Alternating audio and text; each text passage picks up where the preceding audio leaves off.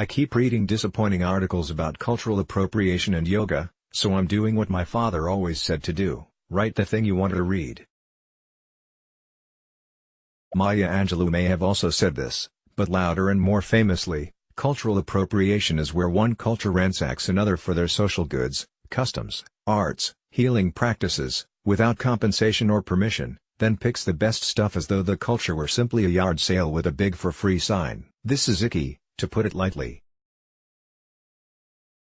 We'd have slightly different feelings about it if there was, say, a thumb war involved and the victor received some spoils, but it's still really not okay, according to my, and possibly your, cultural values. Stealing is usually, mostly, not okay. Right? Well, we all have differing ideas about this.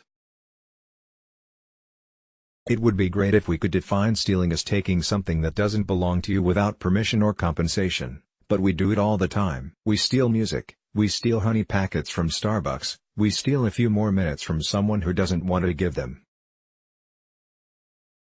We're okay with stealing if you have to feed your baby, so we're blurry on the subject, but it's still generally wrong to take things.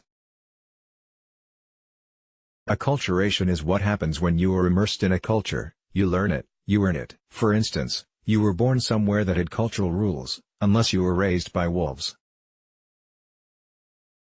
Your microculture was the family of origin, your neighbors, your schooling, or religious experience, and possibly media influences, like Sesame Street. If you grow up in the same place with the same people and no one comes or goes, you experience that culture.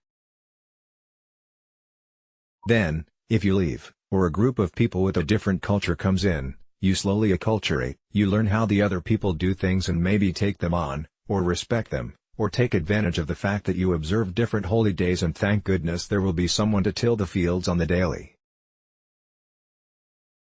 This happens if you do a study abroad program where you go live in another country. You observe and experience the other culture, you may or may not like it, but you're in it for a period of time. Once you're home, you may find that you fold the napkins like your borrowed Italian grandmother did. Or that you stand your shoes on end as you did in Costa Rica. Or that you pray at a new altar, because God found you in those desperate quiet moments in some foreign desert.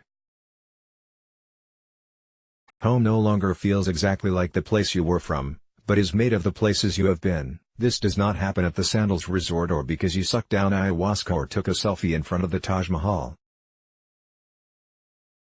Stamps in your passport do not equate acculturation. Going to the other side of the proverbial tracks does. So, yoga. Is it cultural appropriation, or acculturation? It's unclear. Because it's both, or it could be either. Here are some examples. Cultural appropriation, getting a tattoo in a language you do not understand written in a script you cannot read because it is pretty. Wearing ceremonial garb to a party, for pretty pictures on it, or worse, for Halloween. Changing your name to something that sounds cool in another language because it feels spiritual. Decorating your house with religious iconography from religions you do not practice or understand. Cherry-picking parts of stories, myths, or teachings to justify your behavior. Collecting friends with different skin colors, cultures, or religious identities to prove how awesome you are because you have a black friend, a Hindu friend, and a First Nations friend. Acculturation, getting a tattoo that has important meaning for you, or reflecting on your choices and using the tattoo as an opportunity to have the conversation about cultural appropriation and acculturation when people ask about it. Wearing ceremonial garb to the ceremony for which it was designed, and participating as you are invited to do so by the people who are ceremonying. Receiving a name from a culture based on your participation in their culture for some period of time. Having reverence for the culture and using this name as an opportunity to bridge cultures rather than brag about how special you are. See, Yoga Rupa Rod Striker. Preparing a special space or altar in your home for your own personal use, not public display, including relevant icons from any culture, to remind you of those teachings as you sit in reverence in front of it. Teaching the stories from any tradition that you understand in an effort to convey an important lesson. See, MC Yogi. Learning about diverse religious practices and observances, perspectives, and customs so that you may better understand yourself, your friends, neighbors, or the world. You, As a practitioner, as a teacher, as whoever you are now, know the differences and can ask yourself if the things you are doing are more like pillaging or more like ceremony and sacrament. Rather than asking if your yoga teacher has dipped their toes in the Ganga, ask them how yoga has changed them. What meditation looks like. How they define home. America, the country I love in spite of all of her flaws, is a land of acculturation and appropriation. Bring me your poor, your tired, your huddled masses yearning to breathe free. M. Lazarus, the new Colossus. OMG, breathing is so yoga. We are both overexposed to culture and undercultured.